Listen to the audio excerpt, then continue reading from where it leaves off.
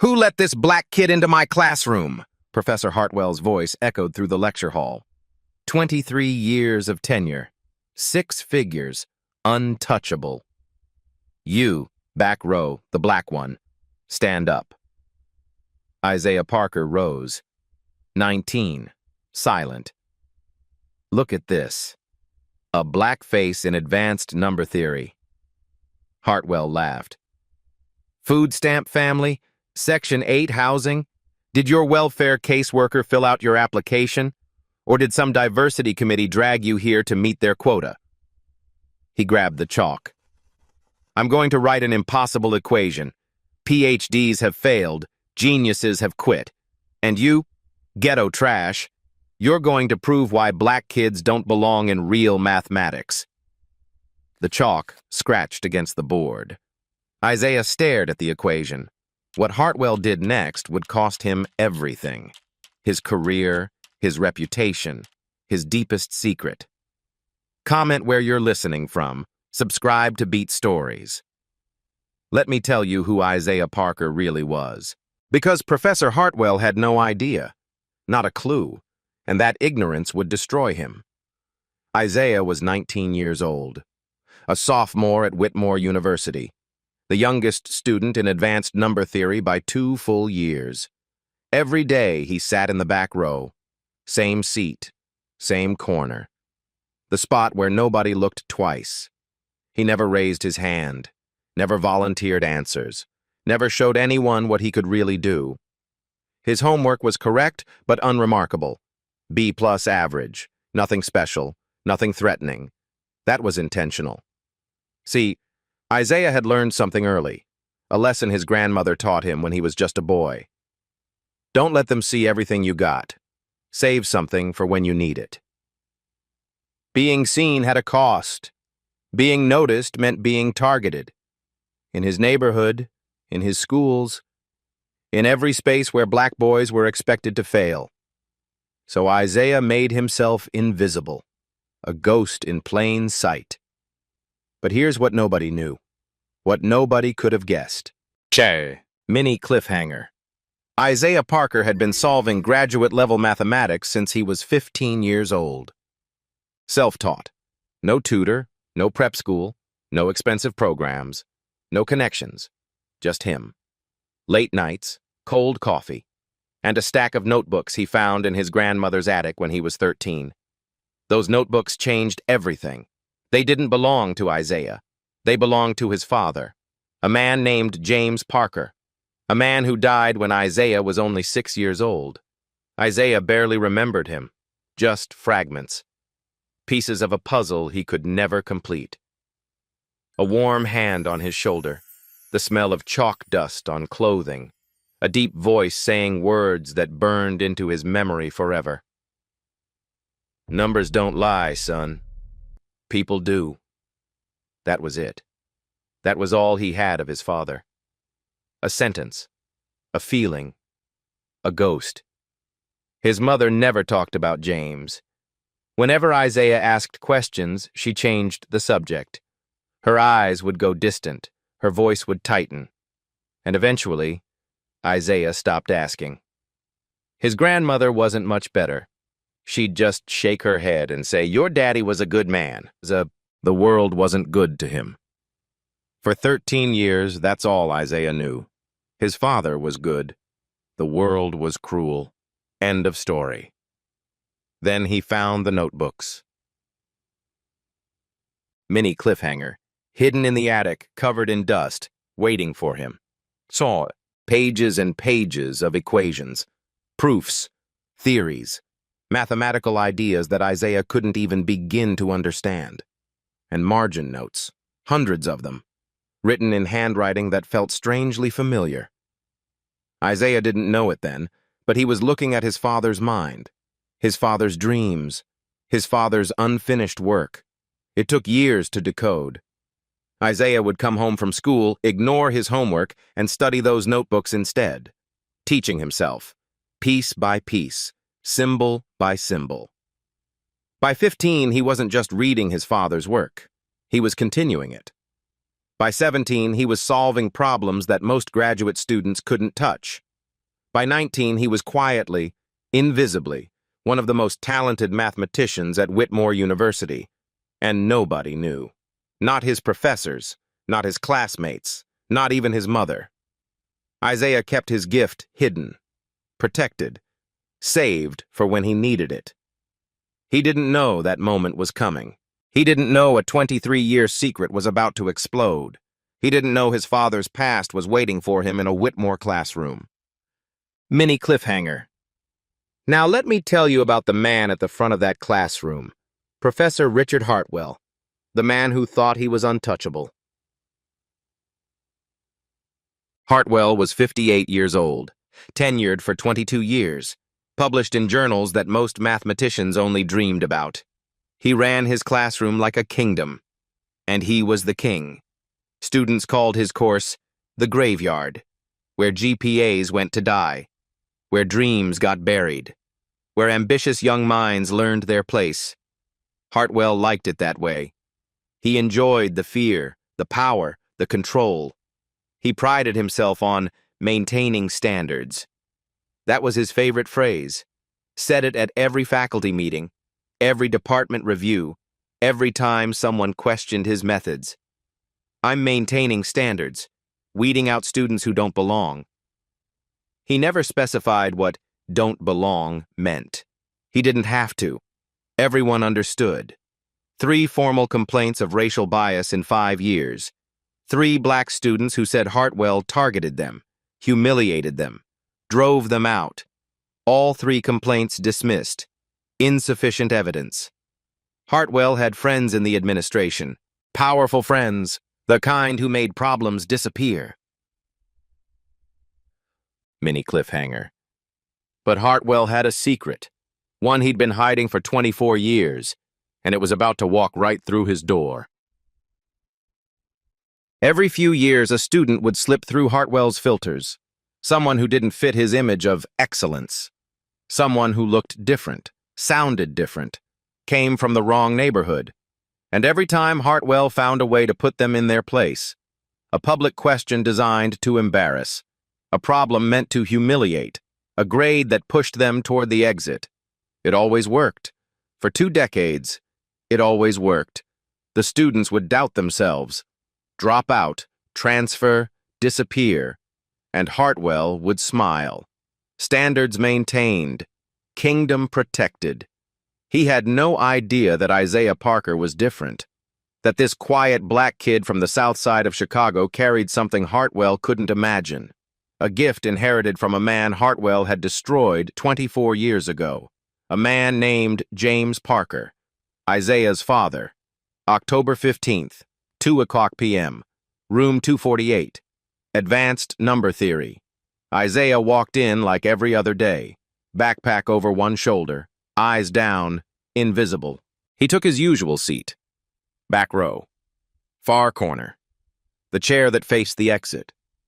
40 other students filled the room, mostly juniors and seniors, mostly white, mostly from families that could afford Whitmore's $50,000 tuition. Isaiah was the exception. Scholarship kid, work study, night shifts at a warehouse to cover what financial aid didn't. He didn't complain. He just showed up, did the work, stayed invisible. Professor Hartwell was already at the front when Isaiah sat down, chalk in hand, a strange energy in the room. "Good afternoon, class."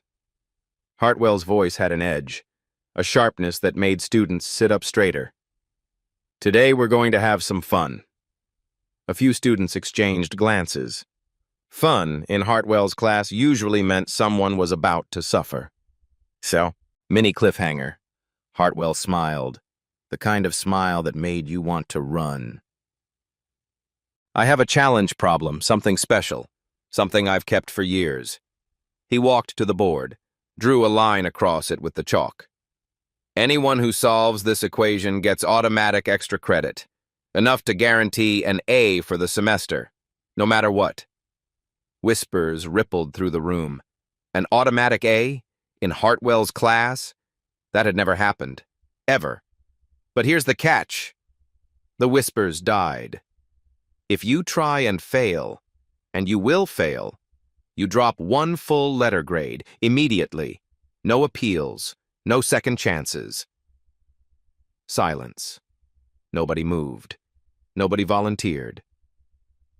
Hartwell scanned the room, his eyes moving from face to face, searching for something.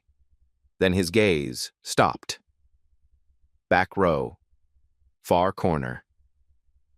Isaiah.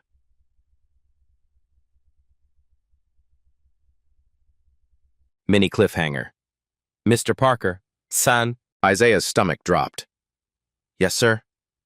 You've been very quiet this semester, sitting back there, doing the minimum, almost like you're hiding something.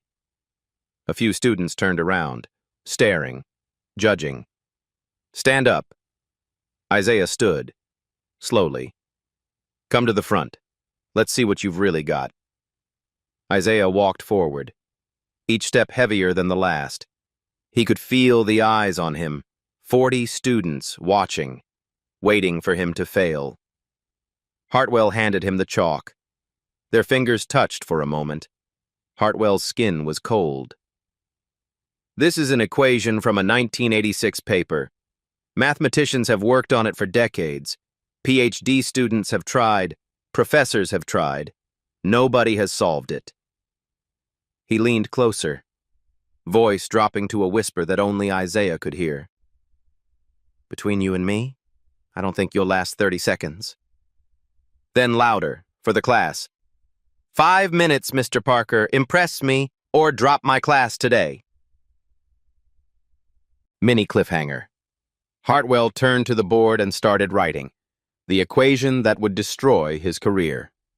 The chalk squeaked against the blackboard, numbers and symbols spreading like a virus. It was complex, layered, the kind of problem that made experienced mathematicians sweat. A modified Diophantine equation, variables tangled together like a puzzle designed by someone cruel, notation that most undergraduates wouldn't even recognize. Hartwell stepped back, admired his work, crossed his arms. Your 5 minutes starts now. Isaiah stared at the board. His heart should have been pounding. His hands should have been shaking. Every instinct should have told him to surrender. Say he couldn't do it. Sit back down. Survive. But something else was happening. Something stirring in the back of his mind. A memory. A recognition. He'd seen this equation before. Mini cliffhanger. In a notebook, with his father's handwriting, dated 1994-10, the world narrowed. The classroom disappeared. The watching students faded to nothing. All Isaiah could see was the board. All he could hear was his father's voice. Numbers don't lie, son. People do. His father had worked on this exact problem 24 years ago, in notebooks that nobody else had ever seen, and in the margin, 3 words: solved, method C. Isaiah remembered the solution, every step, every transformation, every elegant twist that made the impossible possible. He raised the chalk. What are you doing? Hartwell laughed. Don't embarrass yourself, just admit you can't. Isaiah started writing. His hand moved with certainty, numbers flowing, symbols aligning. His approach was unconventional, nothing like the textbook methods, nothing like anything Hartwell had ever seen. Because it wasn't from a textbook. It was from a dead man's notebook, a method that had never been published, never been shared, until now. Mini cliffhanger. Hartwell's smile disappeared. 30 seconds. Isaiah kept writing. One student leaned forward, then another. Something was happening, something unexpected. 60 seconds. The board was filling up, the solution taking shape. Hartwell stepped closer, his face pale, his eyes scanning the work. That method, that's not... Where did you... Isaiah didn't respond, didn't slow down, didn't look back. 90 seconds. He set down the chalk, stepped back, turned around. Done. Mini cliffhanger. 94 seconds. That's how long it took to solve an equation that had stumped mathematicians for 40 years. Yeah. The classroom was frozen. Hartwell stared at the board, his eyes moving across the solution, checking, rechecking, looking for a mistake. There wasn't one. The solution was complete, correct, elegant. That's not possible. Hartwell's voice cracked. That's not... You couldn't... It's correct, sir. Isaiah's voice was steady. You can verify it. One student started clapping, then another, then more. Stop! Hartwell raised his hand. Everyone stop! The applause died, but the damage was done. A 19-year-old black student from the South Side had just solved what a tenured professor couldn't, in front of 40 witnesses. Hartwell spun around, face red, hands trembling. Where did you learn that method? That approach isn't in any textbook. My father taught me. Your father? Hartwell's voice changed, something flickering behind his eyes. Who is your father? His name was James Parker. He died when I was 6. For 1 second, just one, Hartwell's mask shattered. Fear, recognition, something that looked almost like panic. Then it was gone, replaced by ice. Class dismissed. Everyone out, now. Students grabbed their bags, rushed for the door. Isaiah didn't move. Mr. Parker, Hartwell's voice was barely controlled. You'll be hearing from me. Word spread like wildfire. By dinner, half the campus was talking, the story growing with each retelling. Did you hear? Some sophomore solved Hartwell's impossible equation. In under 2 minutes, made the old man lose his mind. A black kid from Chicago. Never said a word all semester. Then boom. Students who'd never taken a math class were discussing it. Isaiah Parker, the quiet one from the back row, the guy who made Richard Hartwell look like a fool. Isaiah wanted nothing to do with it. He went back to his apartment, locked the door, pulled the blinds, tried to become invisible again. It didn't work. His phone kept buzzing. Messages from classmates he'd never talked to, friend requests from people he didn't know. He ignored them all. What he couldn't ignore was the feeling in his gut. Something was wrong. The way Hartwell had looked at him when he said his father's name. That wasn't surprise. That was recognition. That was fear. Mini cliffhanger.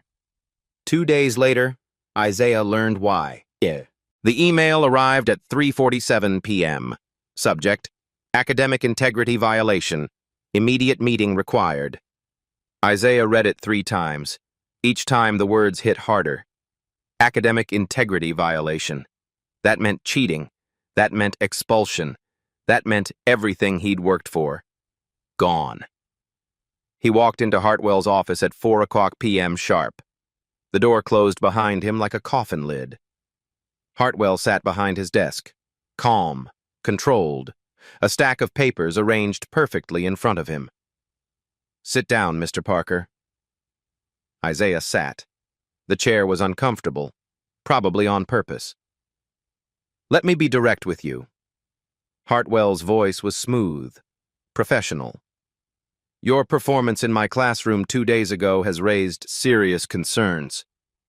Concerns? Your solution to that equation was too perfect, too fast, too sophisticated for someone of your background. Isaiah felt heat rising in his chest. My background? Let me put it plainly. Hartwell leaned forward. No sophomore solves a problem like that in 90 seconds. Not without help. Not without cheating. I didn't cheat. Then explain it. Hartwell spread his hands.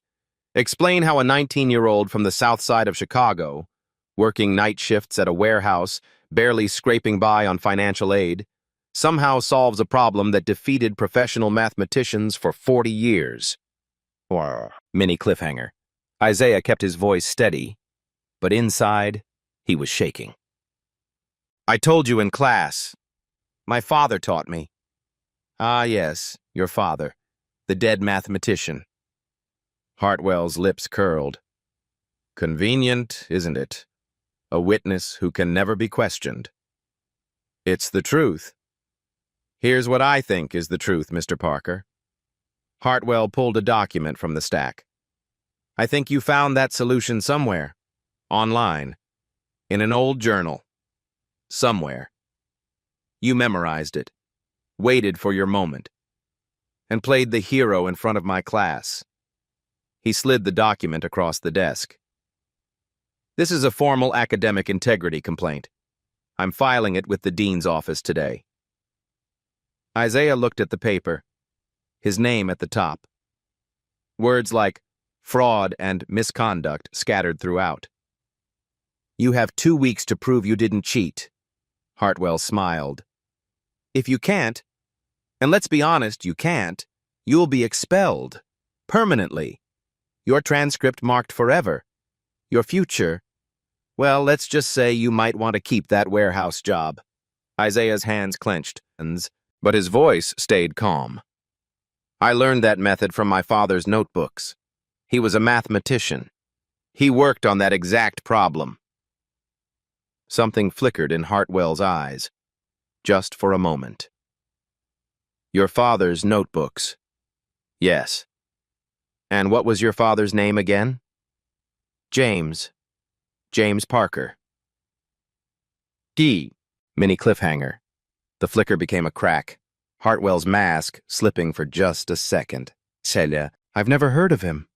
Hartwell's voice was too quick, too defensive. He studied mathematics. He was brilliant. Everyone said, I said I've never heard of him. Hartwell stood abruptly. This meeting is over. You'll receive formal notice of the hearing within 48 hours. He walked to the door, opened it. I suggest you withdraw now. Save yourself the humiliation of a public expulsion, because that's what's coming, Mr. Parker. I guarantee it. Isaiah stood. His legs felt weak, but he held Hartwell's gaze. I didn't cheat, and I'm not withdrawing. Then you're a fool, just like... Hartwell stopped himself, but not fast enough. Just like who? Isaiah asked. Get out of my office. Isaiah left. But as he walked down the hallway, one thought consumed him. Just like who? Hartwell knew something. About his father. About the past. Something he was desperate to keep buried. Mini cliffhanger. That night, Isaiah made a phone call that unlocked everything. Shamed. Mom, I need to ask you something about Dad. Silence. Long. Heavy. Why are you bringing this up now, Isaiah? Because a professor at Whitmore is trying to expel me. He's accusing me of cheating, and when I said Dad's name... Isaiah paused. He looked terrified, like he'd seen a ghost. More silence. Then a sound Isaiah hadn't heard in years. His mother crying. What's the professor's name? Hartwell. Richard Hartwell. A sharp intake of breath. A muffled sob. Mom? What is it? What happened? Come home this weekend, Isaiah. Her voice was shaking. There are things I should have told you a long time ago. Things about your father. Things about that man. What things? Not over the phone. Come home. Please. The line went dead. Isaiah sat in his apartment, his father's notebooks surrounding him, the handwriting he'd memorized, the equations he'd studied for 6 years. He opened the oldest one, the first page, faded pencil. Whitmore University, fall 1994. And his father had studied here, at this university, in this department, 24 years ago. He flipped through the pages, searching. Near the back, a page torn out. Only fragments remained, but one word was visible. Hartwell. Mini cliffhanger. Whatever happened between them, it destroyed his father's life, and now it was threatening to destroy his. Isaiah drove home that weekend, 4 hours through rain and empty highways. His mother was waiting at the kitchen table, a cardboard box in front of her. The box Isaiah had never been allowed to open. "I kept this hidden." Linda Parker's voice was barely a whisper. "I thought if you never knew, you'd be safe." "Safe from what, Mom?" She opened the box. Inside, letters, documents, photographs. A young man with Isaiah's eyes, Isaiah's smile. A face he barely remembered. "Your father was a student at Whitmore, 24 years ago." Linda's hands trembled. "He was the most brilliant mathematician in his program. Everyone said he'd change the world." "What happened to him?" "His advisor happened." She pulled out a letter, yellow with age, dated February 1995. "Dear Mr. Parker, following the investigation into academic misconduct, your enrollment at Whitmore University is hereby terminated." Isaiah read the signature at the bottom. Richard Hartwell, department chair. His blood ran cold. Hartwell was Dad's advisor? More than that. His mother wiped her eyes. "Your father developed a solution, a breakthrough, the same equation you solved in that classroom. He was going to publish it, make his name, change everything. And Hartwell stole it." "Yes."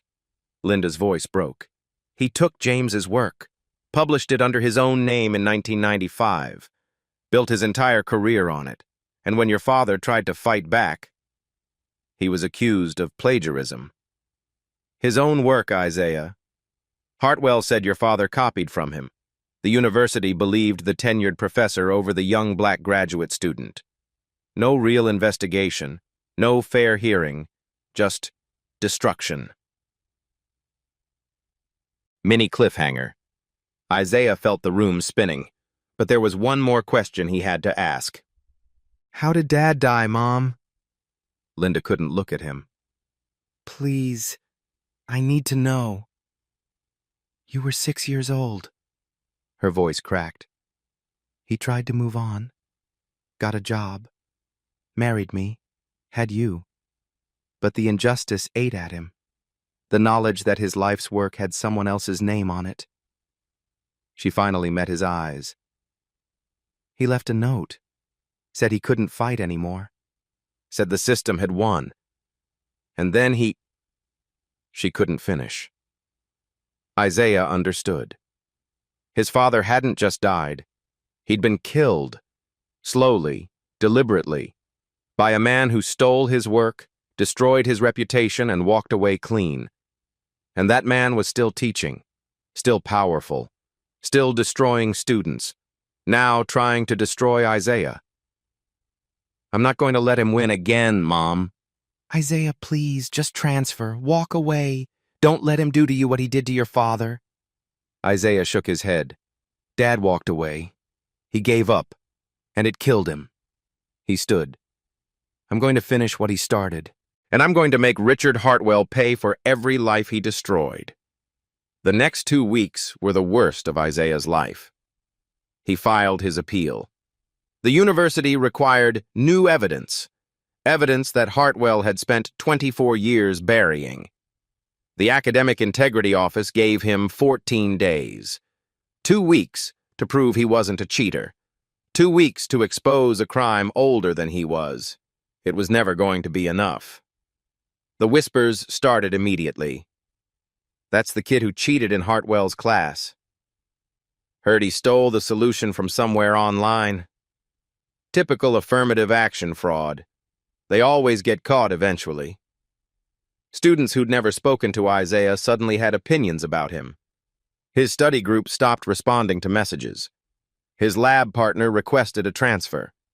Professors who'd smiled at him before now looked through him like glass. The warehouse where he worked gave him extra shifts. "Since you'll have more time soon," his manager said with a knowing smirk. "Heard you're having some trouble at school."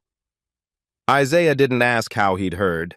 Bad news traveled fast, especially when someone powerful was spreading it. He stopped going to class. What was the point? Every lecture felt like a trial, every professor a potential witness against him. Mini cliffhanger. He spent his nights alone, surrounded by his father's notebooks, searching for something that could save him. The notebooks that had taught him everything, the notebooks that had raised him, the notebooks that nobody believed were real. How do you prove a dead man's work is authentic? How do you fight a system designed to protect the powerful? Isaiah didn't know. And every day his hearing got closer. Then came the letter that nearly broke him completely. Dear Mr. Parker, your appeal hearing has been scheduled for November 28th at 9:00 a.m. November 28th, the day after Thanksgiving. Please note this date falls during academic break. Faculty advocates and student representatives may have limited availability. Isaiah read it 5 times. Each time the message got clearer. They'd scheduled his hearing during a holiday, when the campus was empty, when witnesses wouldn't be around, when no one would be watching. This wasn't justice. This was an execution. Mini cliffhanger. Isaiah tried to fight back. He called everyone he could think of. The Academic Integrity Office, closed for the holiday. The Student Advocacy Center, voicemail, legal aid. We'll call you back after the break. The Dean's Office. The schedule is non-negotiable due to the serious nature of the allegations. Every door closed, every avenue blocked, every hope crushed. Isaiah sat in his apartment, the walls closing in. His father's notebooks spread around him like tombstones. For the first time, he understood why his father gave up, why he couldn't fight anymore, why he'd written that final note. The system wasn't broken. It was designed this way, built to protect people like Hartwell, built to crush people like James Parker, like Isaiah. Maybe Mom was right, he whispered to the empty room. Maybe I should just walk away. Mini cliffhanger. That's when he found the envelope. At the bottom of his father's box, underneath everything else, a sealed envelope, yellowed with age. To Isaiah, when he's old enough. His father's handwriting, the same handwriting from the notebooks. Isaiah's hands shook as he opened it. Son, if you're reading this, I'm gone. I'm sorry I couldn't be stronger. They took everything from me. My work, my name, my future, my will to fight. Tears blurred Isaiah's vision. But they couldn't take you, and they couldn't take what's in your blood. You have the gift. I saw it when you were just a baby, the way your eyes followed patterns, the way you reached for my notebooks before you could even walk. Isaiah kept reading, his father's voice reaching across 24 years. One day, you'll be better than I ever was. And when they come for you, because they will, don't make my mistake. Don't disappear. Don't give them the satisfaction. The next words hit him like a fist. Fight. Even when it hurts, even when you're alone, even when the whole world says you can't win. Fight. Because giving up isn't peace. It's just another kind of death. Isaiah held the letter to his chest. His father had known. Even before Isaiah was born. He'd known this day would come.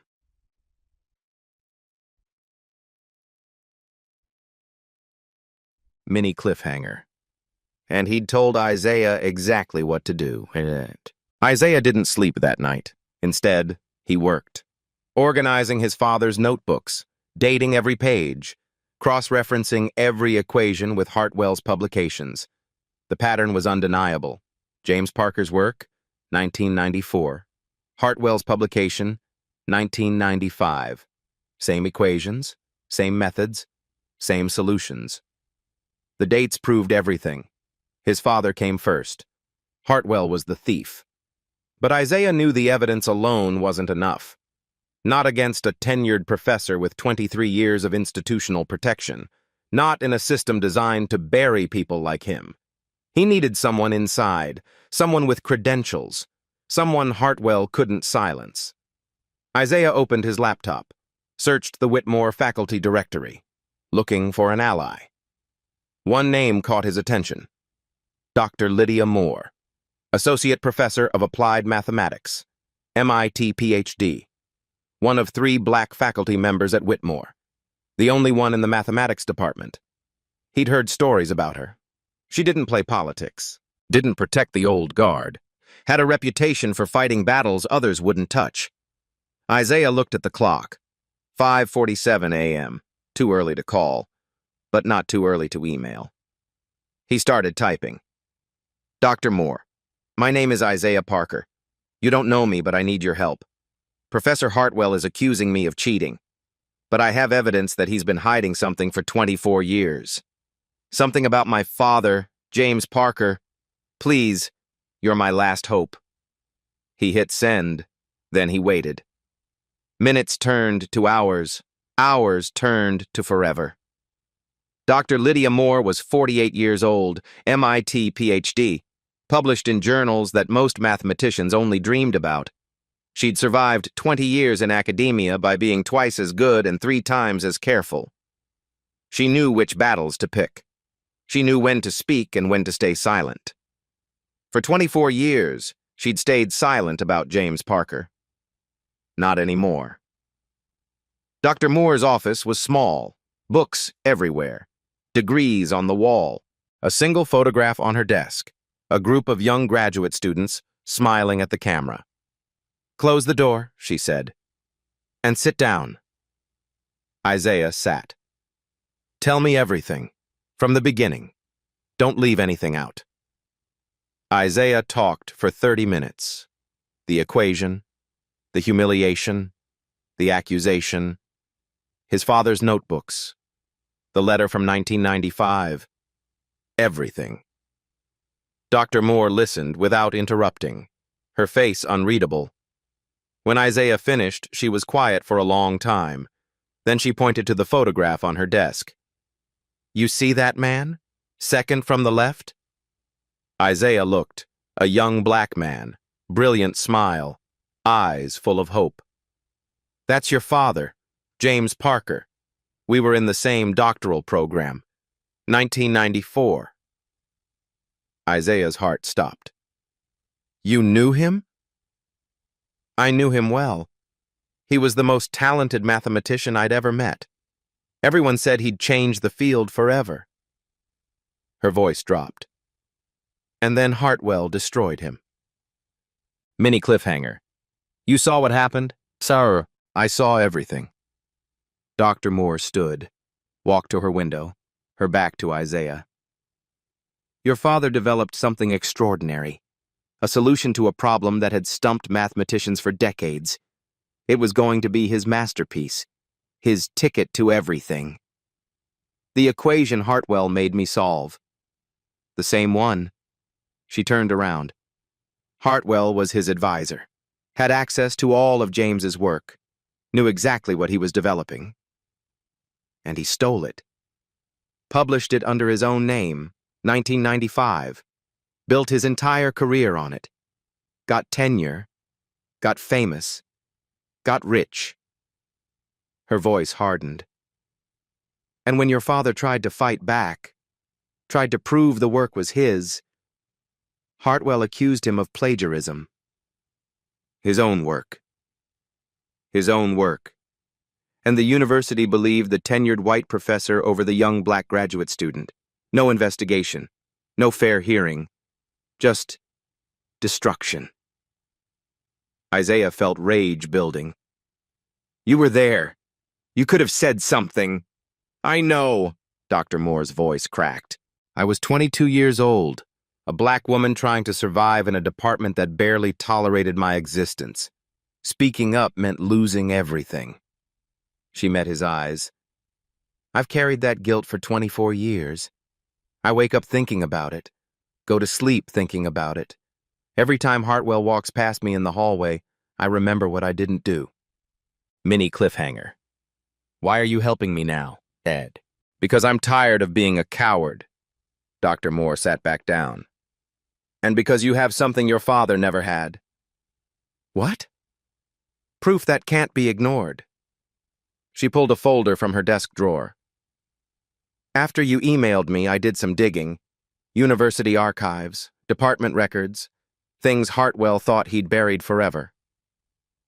She opened the folder, spread documents across the desk. This is a research proposal your father submitted to the department in October 1994. It describes the exact methodology that Hartwell published in 1995. Isaiah stared at the papers. His father's name. His father's work. Dated before Hartwell's publication. And this, Dr. Moore pulled out another document. This is a formal complaint your father filed in February 1995, alleging that Hartwell stole his research. Isaiah read it. His father's words. His father's pain, preserved on paper for 24 years.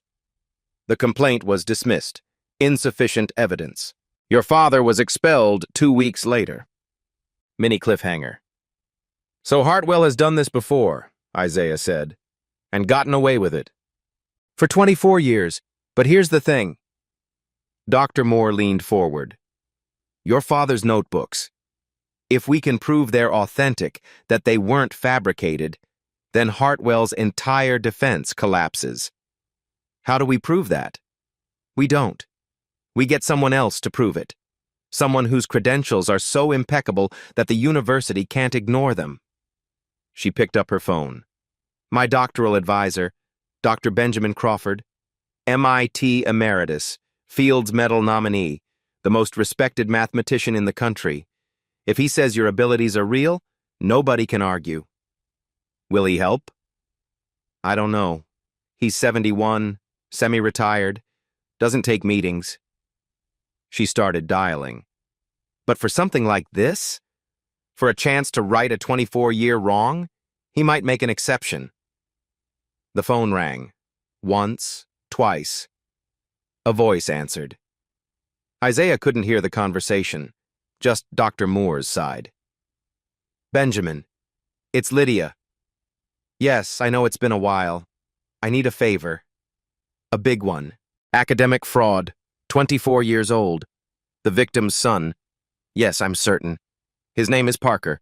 James Parker's son. Silence on the other end. Then Dr. Moore smiled. Thank you. I'll send everything tonight. She hung up. Dr. Crawford is assembling a panel. 3 mathematicians. Independent evaluation. You have 48 hours to prepare. Isaiah felt hope for the first time in weeks. What's the catch? One of the panel members, Dr. Gregory Sullivan from Princeton. He was at Whitmore in 1994. Isaiah's blood ran cold. He knew my father? Possibly. They were in the same program. Dr. Moore's expression darkened. He might be a witness, or he might be another one of Hartwell's allies. I don't know which. Isaiah stood. 48 hours. 3 mathematicians. 1 chance. Dr. Moore nodded. If you pass their test, the plagiarism charge collapses. If you fail... She didn't need to finish. Isaiah knew exactly what was at stake. November 26th, 9:00 a.m. A conference room in downtown Whitmore. Neutral ground. No university administrators, no Hartwell, just 3 mathematicians. And Isaiah. The panel sat at a long table. Isaiah faced them alone. Dr. Benjamin Crawford, 71 years old, MIT Emeritus, Fields Medal nominee, white hair, sharp eyes, the kind of presence that made everyone else in the room feel smaller. Dr. Catherine Reynolds, 55, Stanford, cryptography expert, known for her brutal honesty and zero tolerance for excuses. Dr. Gregory Sullivan, 62, Princeton, number theory. And, Isaiah now knew, a Whitmore graduate from 1995, the year his father was destroyed. Sullivan's face was unreadable. Friend or enemy? Isaiah couldn't tell. Dr. Crawford spoke first. Mr. Parker, you understand the purpose of this evaluation? Yes, sir. We're here to determine if your mathematical abilities are genuine. If you solved that equation through skill, or through fraud. Crawford's voice was cold, clinical. We have no stake in the outcome. We're not here to save you or condemn you. We're here for the truth. Isaiah nodded. Good. Then let's begin. Elliptic curves, graduate-level difficulty, the kind of problem that separated students from scholars. Isaiah picked up his pencil. For a moment, his hand trembled. The weight of everything pressing down, his father's legacy, his own future. 24 years of buried truth. Then he heard the voice, his father's voice, the fragment he'd carried since childhood. Numbers don't lie, son. People do. His hand steadied. He began to write. The first problem took 43 minutes. Expected time, 90 minutes. Dr. Reynolds raised an eyebrow, made a note. The second problem, modular arithmetic with cryptographic applications. More complex, more demanding. Isaiah found an elegant shortcut, a method that wasn't in any textbook, a method from his father's notebooks. 1 hour, 8 minutes. Dr. Crawford leaned forward, watching intently. The third problem, open-ended proof construction. No right answer, just demonstration of mathematical thinking. This was where most students failed, where raw talent mattered more than memorization. Isaiah closed his eyes, thought of his father's approach. Sideways, unexpected, beautiful. He opened his eyes and wrote. Mini cliffhanger. 3 hours and 22 minutes. Isaiah set down his pencil. Done. The panel collected his work, conferred in whispers. Isaiah sat motionless, his fate in their hands. Dr. Sullivan studied the pages longest, his expression troubled. Not suspicious. Something else. Something that looked almost like guilt. Finally, Dr. Crawford spoke. We'll need 30 minutes to review. Wait outside. Isaiah walked into the hallway. Dr. Moore was waiting. How did it go? I don't know. His voice was hollow. I did my best. That's all you can do. They waited. 30 minutes became 45, then an hour. Every second felt like a verdict. Mini cliffhanger.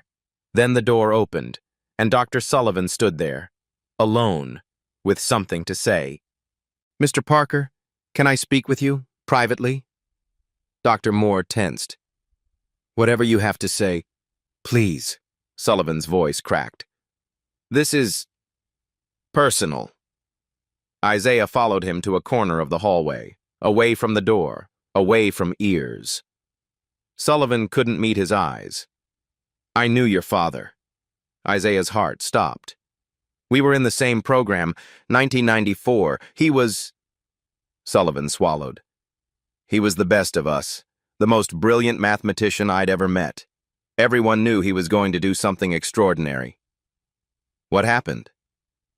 Hartwell happened. Sullivan's hands were shaking. Your father developed a solution, revolutionary work, and Hartwell stole it, claimed it as his own. You knew? Everyone knew. Sullivan finally looked up. His eyes were wet. When Hartwell accused your father of plagiarism, we all knew it was a lie. But Hartwell had power, tenure, connections, and we were scared. Isaiah felt rage building. You let him destroy my father. Yes, Sullivan's voice broke. I've carried that guilt for 24 years. I told myself it wasn't my business, that your father must have done something wrong.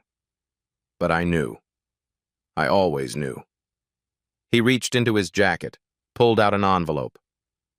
This is my written statement. Everything I witnessed. Everything I should have said in 1994. Isaiah took the envelope, his hands trembling. Why now? Because I saw you in that room. I saw you solve those problems. And I realized... Sullivan wiped his eyes. You're not just fighting for yourself. You're fighting for him.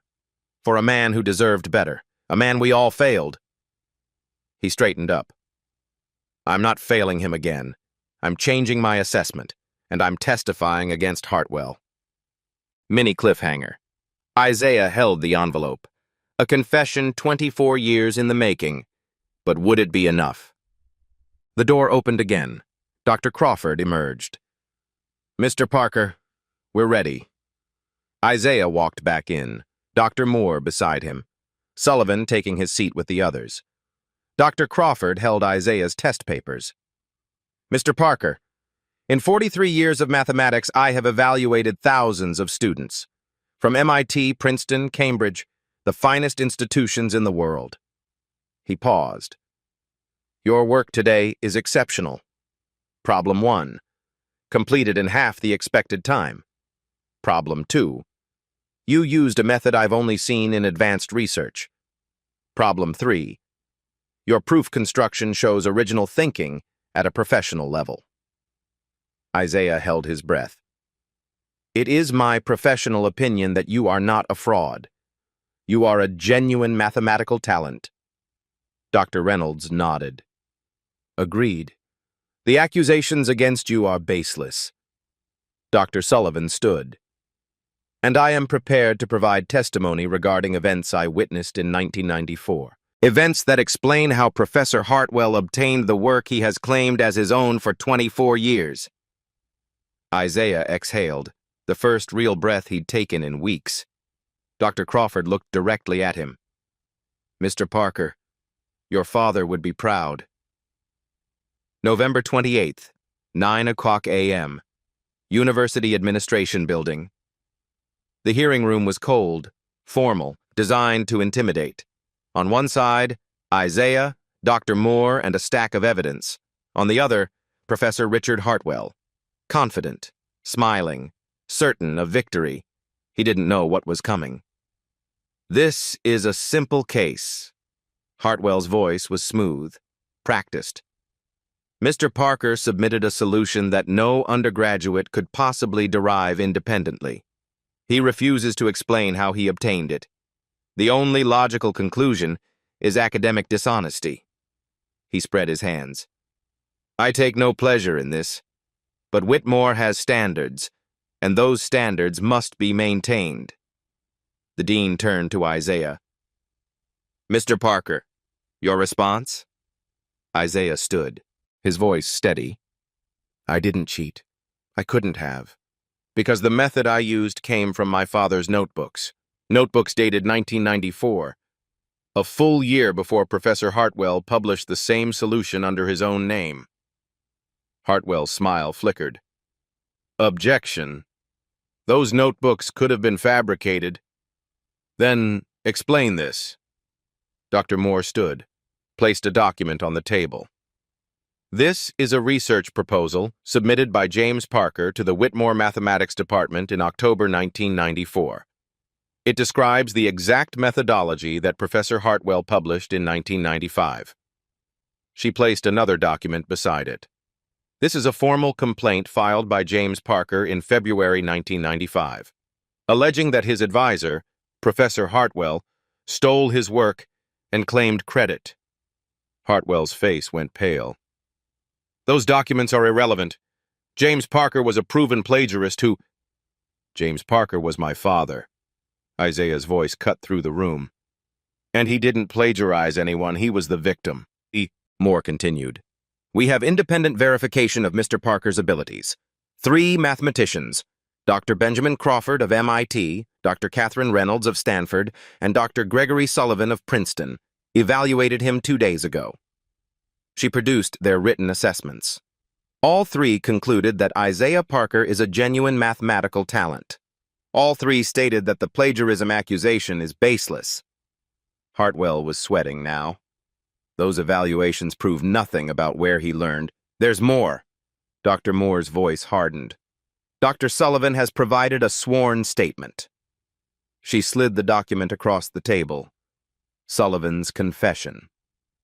Dr. Sullivan was a graduate student at Whitmore in 1994. He witnessed Professor Hartwell take credit for James Parker's work. He witnessed the false accusations. He witnessed the cover-up. Hartwell stood abruptly. This is hearsay. Sullivan is lying. He was never— Sit down, Professor Hartwell. The dean's voice was ice. You'll have your chance to respond. Hartwell sat, his hands trembling. Isaiah stepped forward. My father was 21 years old when Professor Hartwell destroyed his life. He was accused of stealing his own work, expelled, blacklisted. He never recovered. His voice cracked. He took his own life when I was 6 years old because of what this man did to him.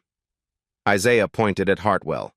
And now, 24 years later, he tried to do the same thing to me, because I walked into his classroom, because I solved an equation, because he couldn't stand that a black kid from the South Side knew something he never could. Dr. Crawford's video testimony played on the screen. I have reviewed Isaiah Parker's work extensively. His abilities are extraordinary. His methods align precisely with the research documented in his father's notebooks, research that predates Professor Hartwell's published work by over a year. Crawford looked directly into the camera. It is my professional opinion that Professor Richard Hartwell has built his career on stolen work, and his accusation against Isaiah Parker is not just false. It is a continuation of fraud that began 24 years ago. The video ended. The room was silent. The dean looked at Hartwell. Professor Hartwell, do you have anything to say? Hartwell opened his mouth, closed it. For the first time in 23 years, he had nothing. The dean nodded. The charge of academic dishonesty against Isaiah Parker is dismissed, effective immediately. Pause. And an investigation will be opened into Professor Richard Hartwell regarding allegations of research misconduct, fraudulent accusations, and abuse of academic authority. Isaiah exhaled.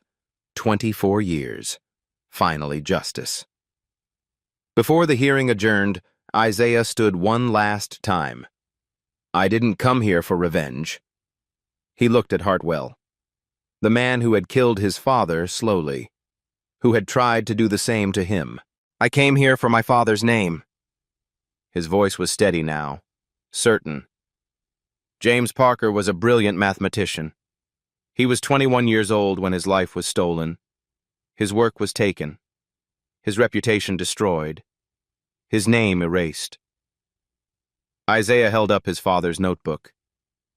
He deserved to be remembered, not as a fraud, not as a cautionary tale, but as what he really was, a genius who changed mathematics, even if nobody knew it.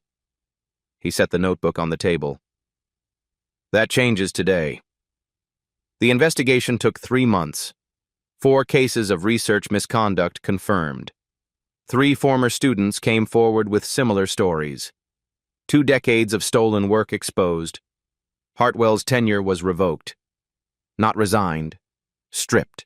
His publications flagged. His awards rescinded. His name removed from the scholarship he'd founded. He wasn't fired. What happened was worse. He was erased. From journals. From conferences. From the department he'd ruled for 23 years. The last anyone heard, he was teaching remedial math at a community college 2 states away, making $40,000 a year, living in a 1-bedroom apartment. He'd tried to make Isaiah invisible. Now he was the one nobody wanted to see. Whitmore University officially credited James Parker as the original author of the 1995 paper, The Association of American Mathematicians, issued a formal correction. 24 years of lies, undone in a single statement. A scholarship was established in his name. The James Parker Mathematics Scholarship, funding first-generation college students, kids from the South Side, kids from Section 8 housing, kids like Isaiah. In the spring, Isaiah published his first paper, The Impossible Equation, solved his way. The dedication read, "For my father, James Parker, who solved this first, who taught me that numbers don't lie, and who deserved so much more than he got." Dr. Moore was promoted to department chair 2 years later, the first black woman to hold the position at Whitmore. Dr. Sullivan donated his entire savings to the James Parker Scholarship. Penance, he called it. For 24 years of silence. Whitmore created an independent review board for academic integrity cases. No more closed-door hearings. No more holiday scheduling. No more tenured professors judging their own victims. Mandatory bias training for all faculty. Anonymous reporting systems for students. 3 other universities adopted similar policies, citing the Parker case. 1 student, 1 equation, 1 family's buried truth, and a system that would never work quite the same way again. Isaiah's mother framed the newspaper article, hung it in the living room. Local student exposes decades of academic fraud. Father's legacy restored. Below it, she placed a photograph, the one from the box. James Parker at 21, smiling, full of hope, finally seen. A year later, Isaiah stood in front of a classroom, not as a student, as a teaching assistant. Same room where Hartwell had tried to humiliate him. Same board where he'd solved the impossible equation. Different energy now. In the back row, a black sophomore sat alone, quiet, invisible, just like Isaiah used to be. After class, Isaiah approached him. "You're good at this. I've seen your problem sets." The student looked surprised. "You noticed?" "Someone always notices." Isaiah smiled. "Sometimes they try to tear you down, but sometimes they're there to lift you up." He handed the student a notebook, a copy of his father's work. "This helped me. Maybe it'll help you." Here's what this story is really about. It's not about mathematics. It's about power. Who has it? Who doesn't? And what happens when someone with power decides you don't belong? Richard Hartwell looked at Isaiah and saw a target. A black kid from the South Side. Someone to mock, to humiliate, to destroy. He didn't see a prodigy. He didn't see a legacy. He didn't see a son carrying his dead father's dream. He didn't know who he was dealing with. And that's the thing about underestimating people. Eventually, they prove you wrong. Hartwell learned that the hard way. 23 years of lies. 23 years of stolen brilliance. All of it undone in 94 seconds by a student he thought didn't belong. Maybe someone looked at you and decided you didn't fit, made you feel invisible, told you, directly or not, that you weren't good enough. Because of your skin color, your background, your accent, your neighborhood. Maybe you're still waiting for your 94 seconds. Here's what I want you to know. It's coming. The people who underestimate you, they don't know what you carry, what you've survived, what you're capable of. They see your surface. They don't see your depth. Keep going. Keep fighting. And when your moment comes, make them learn the hard way. So let me ask you, have you ever been underestimated because of how you looked or where you came from? What happened? Have you ever had a Hartwell in your life? Someone who tried to make you feel small? Is there a James Parker in your story? Someone whose truth deserves to be told? Drop your answers in the comments. Tell me your story. The best ones might become future episodes. And if this story moved you, if it made you angry or hopeful or reminded you of your own fight, share it. Share it with someone who's been underestimated, someone who's fighting to be seen, someone who needs to know that the truth has a way of coming out, even if it takes 24 years. Subscribe to Beat Stories, because justice isn't given, it's taken. And remember this, a professor didn't know the black student in his class was a math prodigy. He wrote an impossible equation to mock him, to humiliate him, to prove that kids like him don't belong. 94 seconds later, he learned exactly who he was dealing with. The hard way. This has been Beat Stories. Stay just.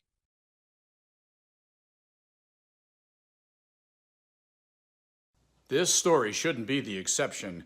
It should be the last time it ever happens. At Beat Stories, we turn one moment of injustice into a call for change. Subscribe to help make that call louder and longer lasting.